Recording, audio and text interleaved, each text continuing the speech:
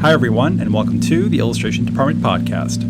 My name is Giuseppe Castellano. In this podcast, I talk to folks in illustration, graphic design, publishing, animation, and other creative fields about their work, the lessons they've learned, and the bumps and bruises they've experienced along the way.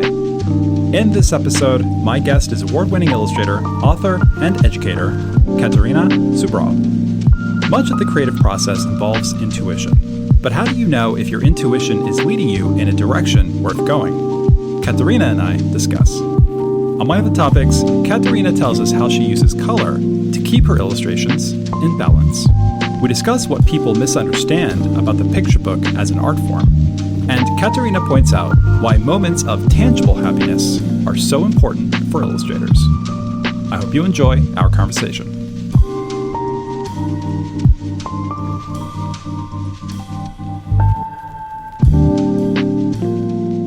You have two talkative cats? Yeah. Should I interview them instead of you then? If you understand their language. They might have a lot to say. I don't know. Let's find out. Now I'm thinking of like a picture book where there's like two cats and they're podcasting. Probably the worst picture book idea of all time. That doesn't mean I don't want to see it. What would they talk about? Why am I so distracted by that? Anyway, let's talk about illustrations and I don't know, stuff like that. Speaking of learning, you're an illustration educator. True. In person and online, right? Yes, I mean online the course is not Like not you. in live. Right. It's Yeah. Domestica, isn't it? Yeah, it's recorded. But there's the forum, and I also have to from time to time go to the forum and answer the questions or comment the projects that they upload, the students upload to the platform.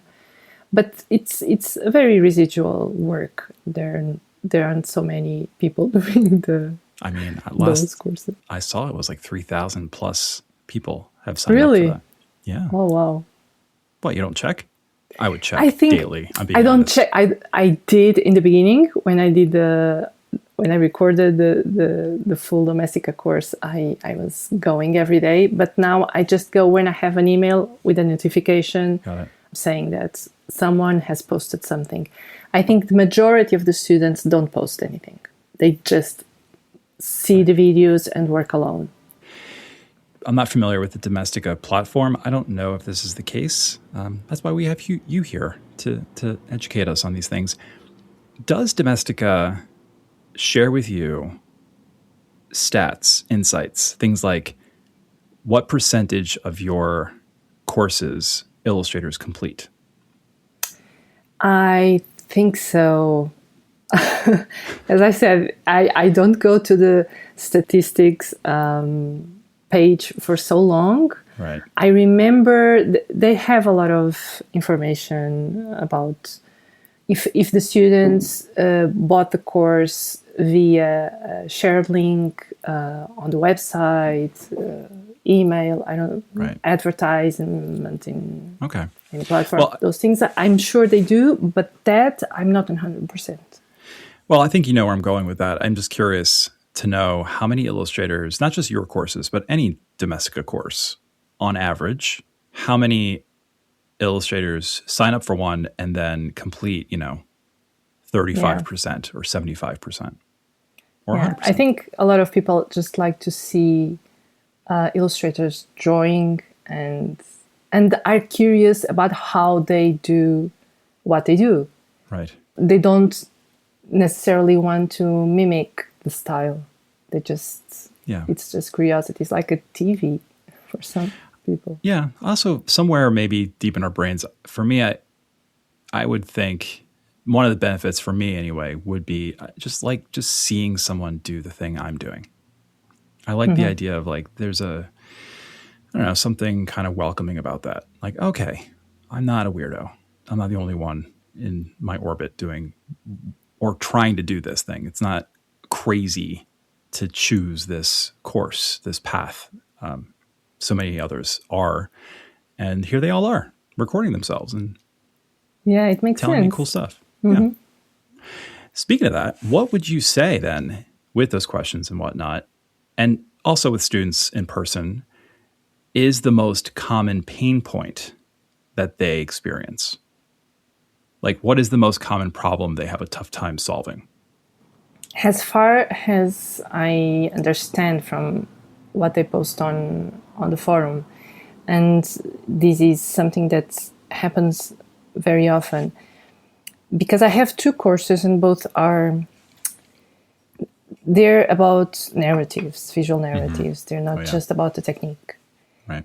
And the relationship between text and image, when it's not, when they don't say the same thing, when the text and the image should say different things, for them it's very difficult. I think they try to explain. There's an exercise, I want them to illustrate just one word, and they almost always they pick two words. So it becomes redundant because it's the gap between what you see and what you read that creates the meaning. And by adding another word that explains that connection, you're just killing the metaphor. So I think it's more the risk of not saying the same thing with text and image. Yeah. There are a lot of pain points, and we're only here for about an hour, so let's keep it short. I have so many answers to that question, but I think the maybe this is recency bias, because this has been coming up a lot of late with some folks, but I'll pick this one. It's not the top one, but it's definitely up there. As I'm sure you're aware, right? There are how do I phrase this? There are quite a few places, mentors, teachers, conferences, online platforms, Domestika, and so on, social media, YouTube. The list goes on, where illustrators go to for advice and education. I was talking to a student about this yesterday, about how many different pieces of advice, critiques, takes that they experience throughout the course of their career from whoever. And it ties them in knots. In other words, like, I'll tell an illustrator to use more red. You then tell them to use more blue. So what do? Who do they listen to? And often with illustrators that I've talked to over the years, they can't decide, because then they have another person that says green and another person that says purple. And they're just like, what do I do? Where do I go? This person's a publishing professional. This person's an agent. This person's an illustrator. Who do I listen to? Like, yes, that's a pretty obvious answer, but I'm wondering what your answer to that is. From my experience, not with students from Domestika, but from students of my classes that I teach in a real school, I say that the piece of advice also matters, because, of course, you were saying very generic advice, use more red. But if you teach them, and I feel that, because after starting to teach, I started to understand more how some things that are intuitive in my work can be, how can I use shortcuts to the trial and error loop, and instead of going with just intuition, using some knowledge that I understood because I had to explain to them. Right. Like, what makes an illustration balanced in terms of color? I think if they don't receive the advice but receive the knowledge, like, you have these 7 color contrasts. You like more, like, from what I see from your portfolio, you like more to use light-dark contrast. So understand how it works and develop it more. And perhaps you can even use another one, the complementary contrast, something like that. Right. Instead of saying, use this tool, or, well, I often say, see this or that illustrator and try to copy them.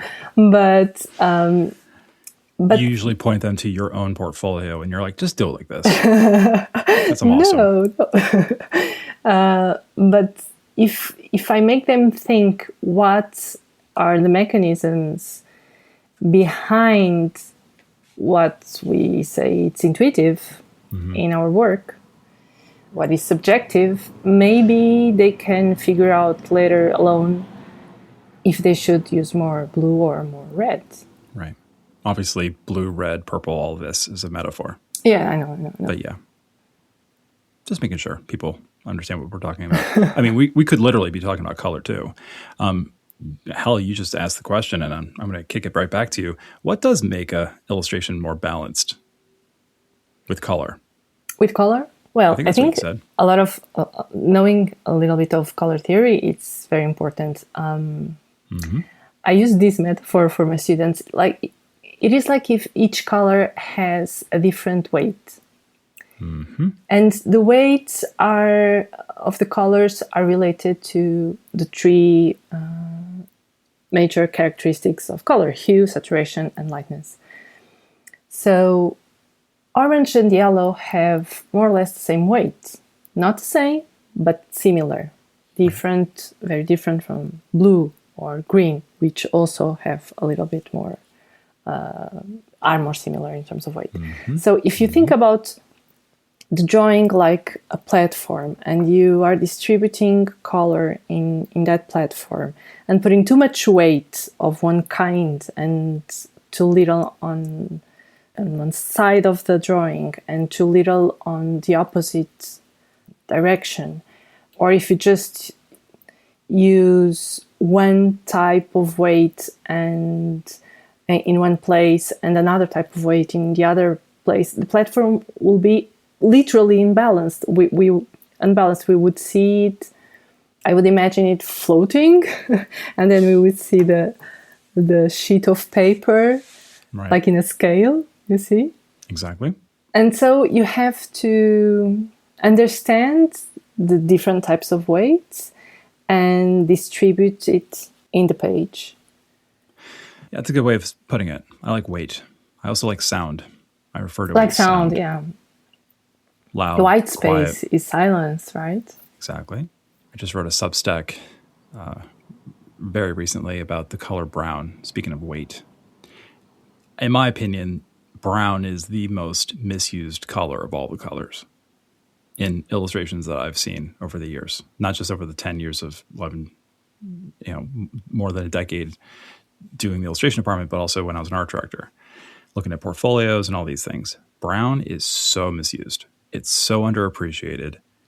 Brown, more than any other color, seems like the color that most illustrators will just go, oh, it's this like crayon chocolatey brown. And that's it. Like, they don't think about it as much as they think about the other colors. Yeah. They just pick a brown and they think of it as neutral, which I say it's not. It's not neutral. Yeah. In fact, of all the colors, it has the most color mixed into it. And what ends up happening is if you convert it to grayscale, all that brown is a pretty heavy gray. So speaking of weight, it will throw your piece out of balance instantly. Yeah. So folks listening, tread lightly with brown, man, because it will either, if you use it correctly, different kinds of browns, warm, cool, so on and so forth, light, dark, saturated, desaturated, that by itself is going to help your illustrations immediately. Yeah, I'm using a lot of brown lately, and I didn't for many, many years. I didn't use brown at all. By choice? Yeah, I think so. I thought I wasn't a person of desaturated colors, and now I'm using a lot of desaturated colors. I don't know why. But one person that I think is a master using brown is Christian Robinson. Sure. I love how many browns he uses in one page. Yeah. And he does that you're saying, changing the concentration of the colors that create that brown. Some a more reddish brown, a more lighter brown, a more yellowish. Blue, brown. It's really nice. I use Kadir Nelson. I used his work as examples for all the various brands, especially with skin tone. Yeah. I see that a lot when you're illustrators, especially folks like myself, who aren't a person of color. They will create a character of color. So nice. But then they'll just go to like a default brown for every kind of non-white character, Exactly. which sounds obvious when you say it out loud, but you see it a lot in people's illustrations. Yeah, it's true. Is there a color that you feel least comfortable with other than brown? Well, I'm not assuming that you feel uncomfortable with brown, but is there a color that you're just like, I'd rather not use that color, or vice versa? Is there a favorite color that you have? I'm using more pink also in the last I noticed few that. years, but I wasn't using it for the first half of my career, probably like brown and pink. But now I'm discovering these two colors. Favorite, I'd say yellow. I think I don't have any illustration without yellow. Maybe I do, but Yellow's a good one. Yellow is my fourth favorite. Fourth? What are the first three? Green is number one, easy. Okay. The color of Luke Skywalker's lightsaber, 1983, Return of the Jedi. 2 is gray, 3 is brown, 4 yellow, 5 pink. Wow. Okay. I have to do a top 5 too. On the spot right now. Do it. No. It's impossible. I'm just kidding. It's a very serious matter.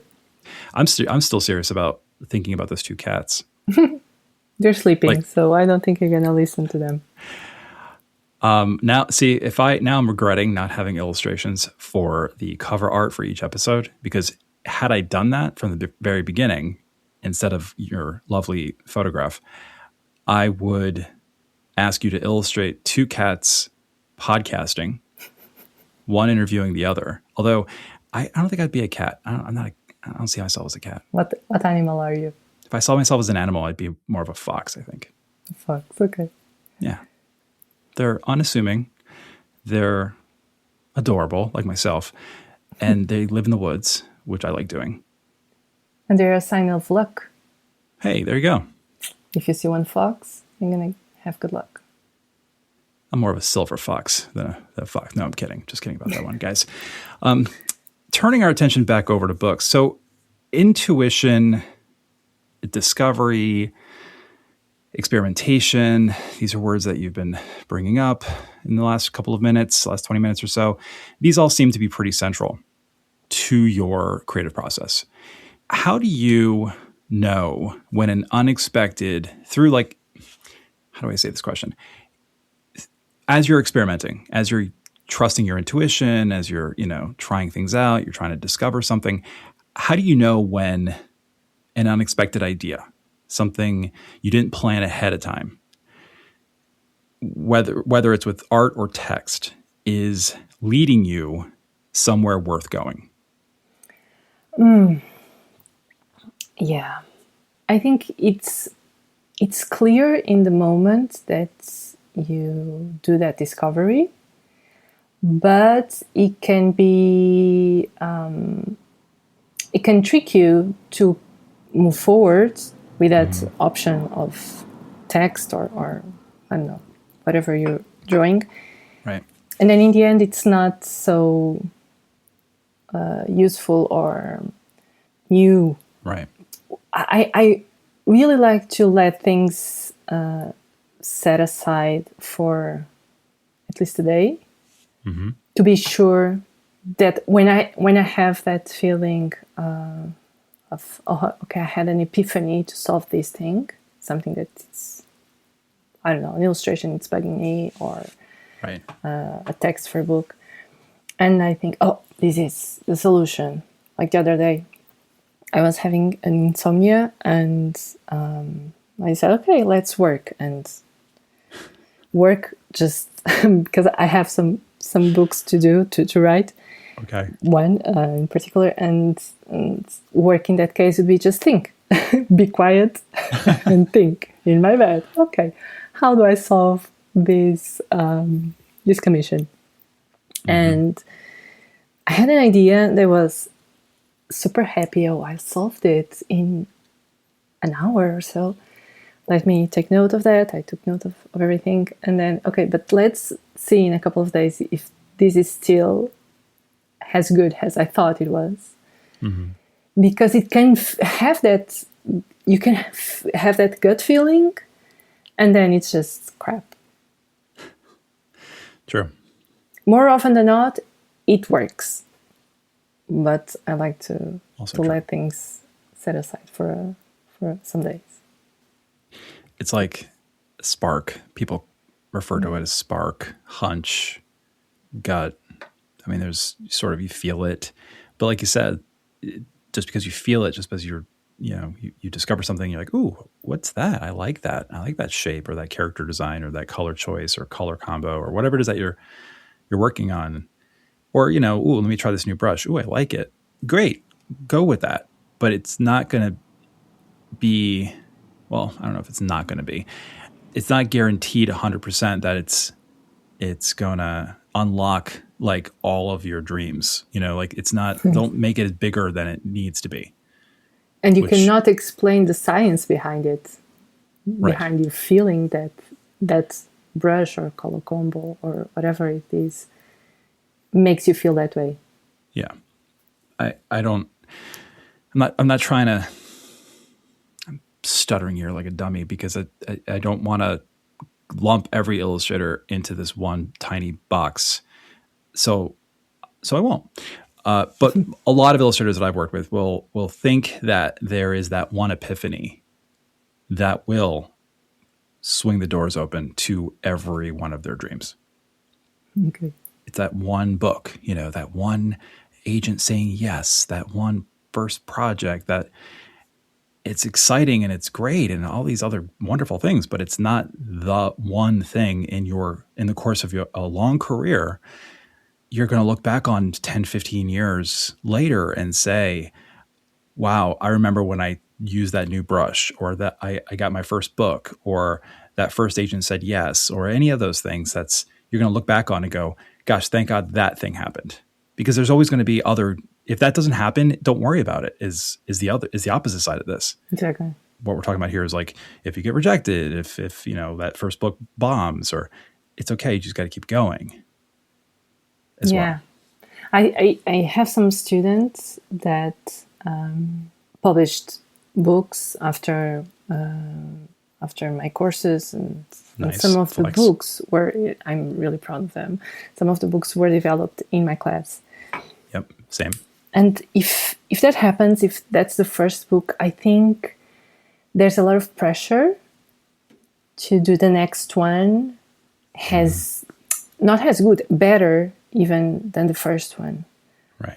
And I don't know what that pressure is, because my first book was a school project too. I sent to some publishers. One of the publishers decided to publish. I was nobody knew my work. And I was too naive, too young, not in terms of age, but in terms of understanding of the profession, to consider that work paradigmatic of my style or of my authorship. It's like, okay, they're interested. I did this in class. They are interested. Let's go for it. But I've never done, it was a book done with collage, and I've never done collage again. It's so not what I do today. But right. I didn't feel the pressure to continue that style because I was still very much into experimenting. Which is actually one of the advantages of an those early years in one's career, is that you can be a little bit more experimental. I think more so than once you establish yourself after 5 or 10 years. Yeah. I don't know. Is that true? Sounds true. I might leave that in. It sounds true. About that.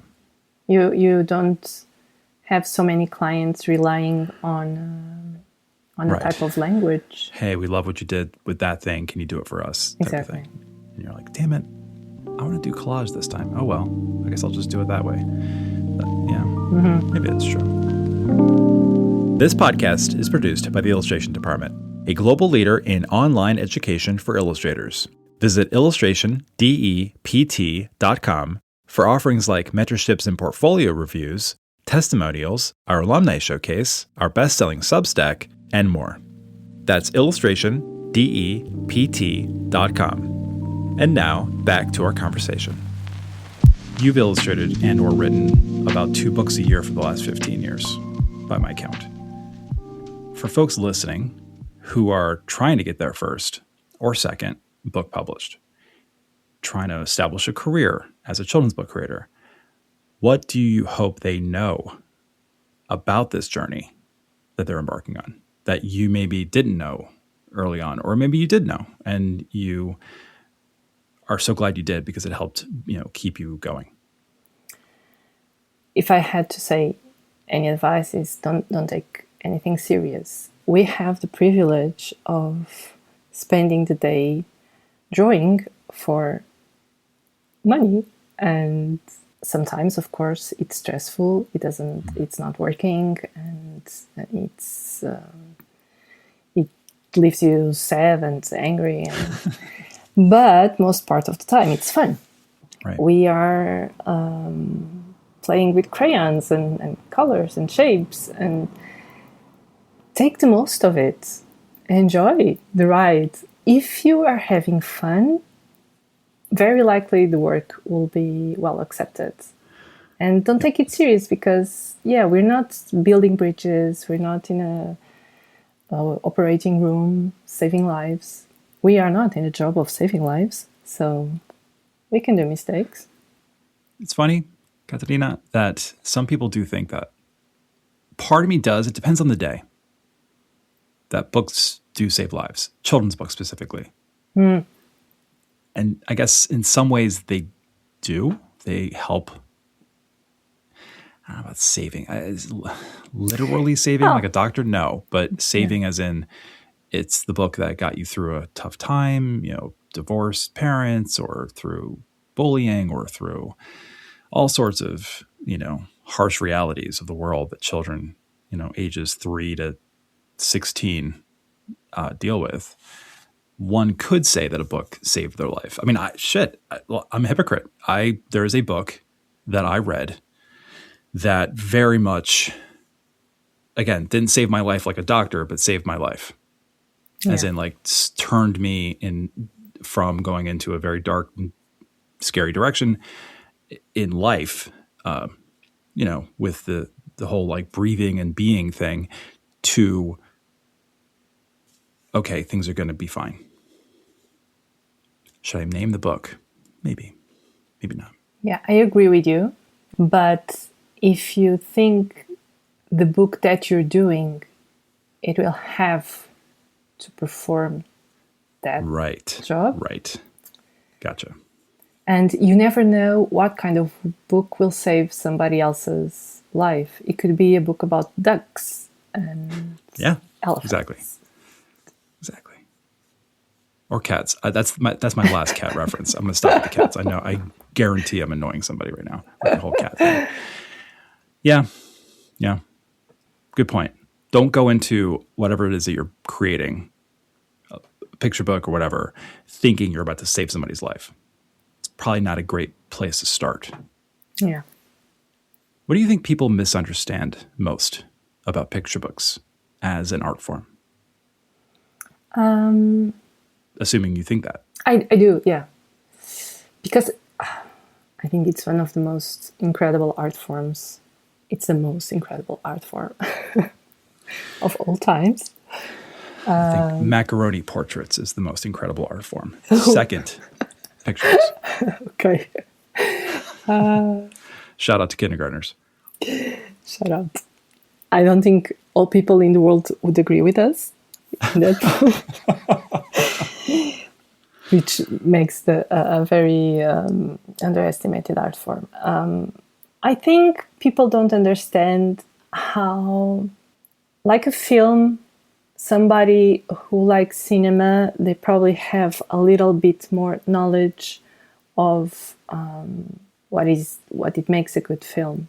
Mm-hmm. They understand the complexity of the montage, the sound choices, the soundtrack, how the images, the records between images, a little bit, not as a cinema critic. But they don't know the same about picture books, and they don't know that it's very similar, that the double page and the format of the book and the dynamics between left and right page, the places where you decide to break the text to create suspense.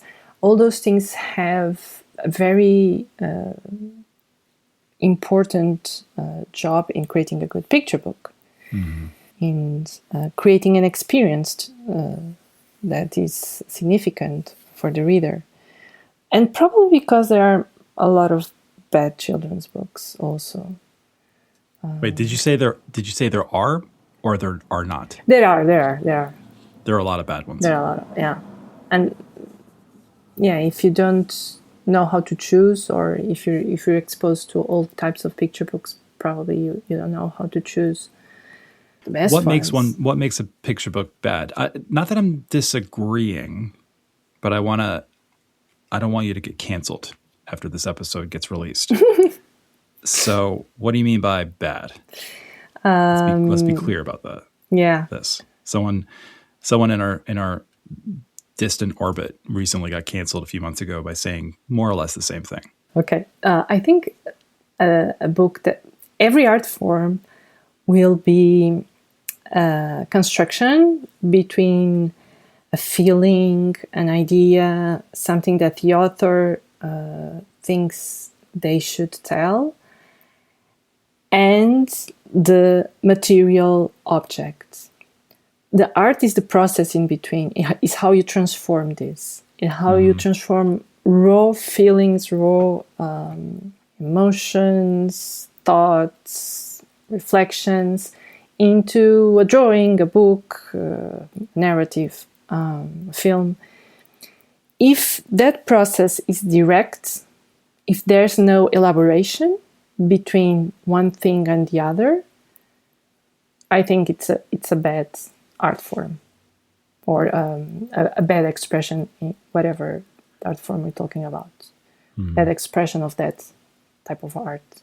I think there has to be an elaboration, a process of we have to metabolize that rawness into something. And a lot of books are just direct, are just books that are too literal between what they want to say and what they actually say.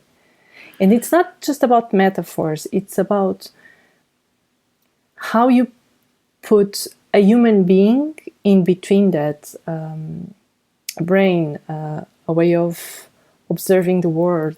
I don't know if I made myself. No, that's clear. Yeah, I would say one metric one can use to categorize a picture book as quote unquote bad is, does the book infantilize the reader?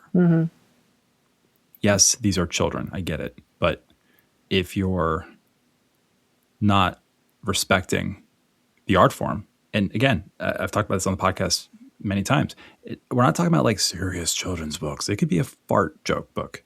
Exactly. But it's got to be smart and interesting and treats the kid like a smart and interesting person, which they are.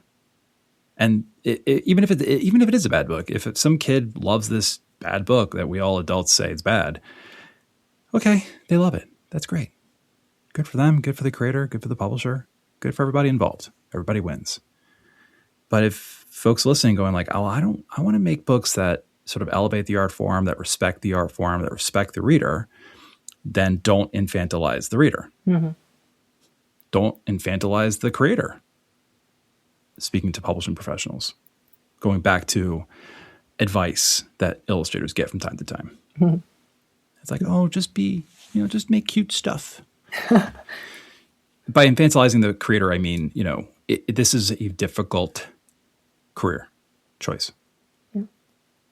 Any career choice is difficult. I mean, I don't know. One of my kids wants to possibly pursue medicine. That's hard too. This is hard. Like if you're picking this career because you don't want to do other like quote unquote hard careers, I got news for you. Exactly. And if a children's book, of course you can have cheerful, funny picture books, a lot of them that are not very serious. But if you only show those to children, they will think that what they feel, that it's much more diverse than that, because they feel Right. a lot of emotions that aren't cheerful. Mm-hmm. They will think either that they are wrong about feeling those emotions, or they would discard this type of art form. They would be they won't connect with picture books because they don't show what they live. Right. So Exactly. I think it's important to show all types of to show the world, to really truly show the world to them in all its variables in picture books. Right. Yeah, and that kind of goes back to another thing I was talking to this illustrator yesterday about, is in terms of like teaching philosophy. Not to say that I'm pretty sure I've given a ton of advice over the last 30 years. So I'm pretty sure even in the last, couple of days, I'm sure of it, I've said to somebody what they can't do. But I try to, like, my own personal, like, sort of teaching philosophy, if I even have one, is to encourage illustrators what the possibilities are, what it is that they can do. So much of the can'ts advice in illustration is arbitrary. Exactly.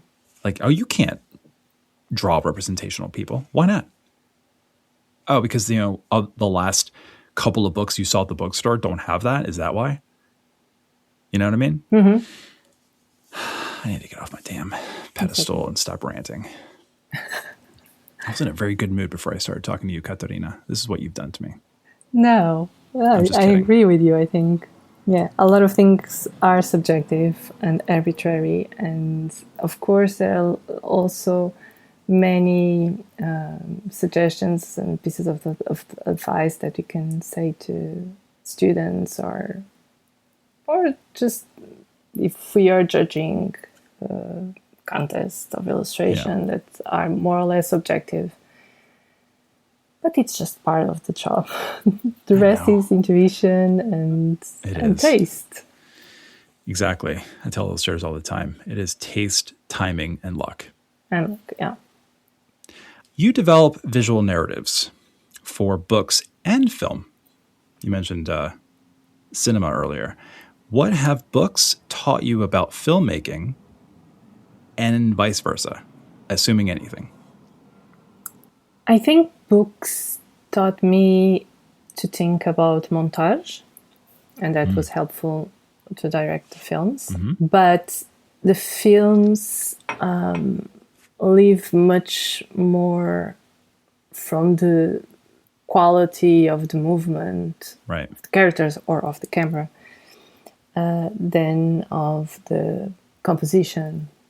Of course, it's also important, but especially it depends. It depends, obviously, type of film. But what films taught me, that I retrofeed my Nice. Good word. my practice as an illustrator, was to think about noise. Yeah. In the film, you have time, and in the book you don't have time. So in the film you can have 3 different mediums: sound design, music, voice, and image, at the same time, collaborating to create some meaning in a fixed amount of time. In books, you don't have that time. You can stay in a double page when you're reading. As a reader, you can stay in that double page for how long as you want. So overlapping of different languages in the book, it will be just text and image. It has to be calibrated. And I think in my first film I didn't do that. In the film, everything was trying to take too much attention. Mm-hmm. But then I started to think about that balance back when I came back to just draw and write books. If I was being also a little bit if I was overlapping too much information of text and image, if I was getting that balance of information in each spread. This is kind of a random question, I guess, but has a publisher ever come to you and said, hey, we noticed that you're in the animation world as well. Can you make something animated for us for your book? The only thing I've done related to books and the animated image were book trailers. But I did a lot of book trailers for other authors too. Because the publisher that publishes me, my main publisher, Orfeo Negro, in the beginning, when I started collaborating with them, they didn't have anyone to do that. So for the picture books, just for the art essays, and I started doing it. I haven't done a film yet, but I was doing some I had tried to do some animation before, very amateur. Like I did some book trailers for the Portuguese editions of Oliver Jeffers' books, or I don't know, Benjamin Chaud. It was fun to do that, but that was the only thing. Did you have to work with Benjamin and Oliver? They just had to approve. Okay, but nice. They liked it. Hey, that's we have that in common. Not with Benjamin, although God, I love his work. Benjamin Chaud. Is it Chaud? I think so. Yeah. Yeah. I worked on a series of board books with Oliver Jeffers when I was at Penguin, and he was very easy to work with. Oh, that's nice.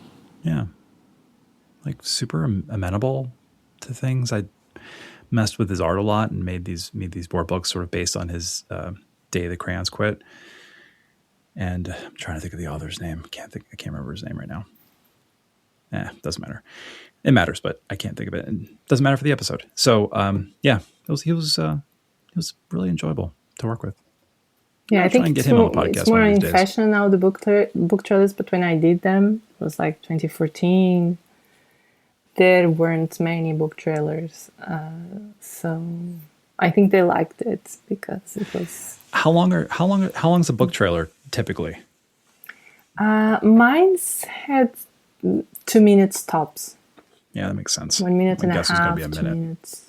Yeah, but they can be shorter. Well, speaking of shorter, we could keep going and enjoying each other's company, and I could keep holding back my urge to mention your pets again, which I will do. What piece of advice, other than everything that you've already shared, so thank you for that, would you, or word of wisdom, or something you've learned along the way, or a word of caution? No, I'm kidding. That you would want to share with listeners directly, from you to them. Okay. One thing I've learned was to give importance to real, tangible things, like your friends going to your exhibition or to your book launch, or people that you like buying your books and reading them to their kids. Instead of that contest that I won, or that publisher with whom I'm going to work with. Those things in the end don't matter. Like you can be really invested in sending things to competitions and trying to have a big net of clients. But in the end, what makes you happy, it's going to be to see that somebody, or somebody you don't know, is tattooing your illustration or reading all your books to their kids, or inviting you to the library because you're one of the favorite authors of that librarian. Those things are much more important in the end. They give us more happiness. To learn more about Catarina, visit catarinasobral.com. If you find value in this podcast, consider becoming a patron. In return, you can access bonus episodes, receive invitations to our Art Directors After Hours series, and get a 10% off discount code for all ID offerings. Become a patron by visiting patreon.com/illustrationdept. Thank you so much for listening. Until next time.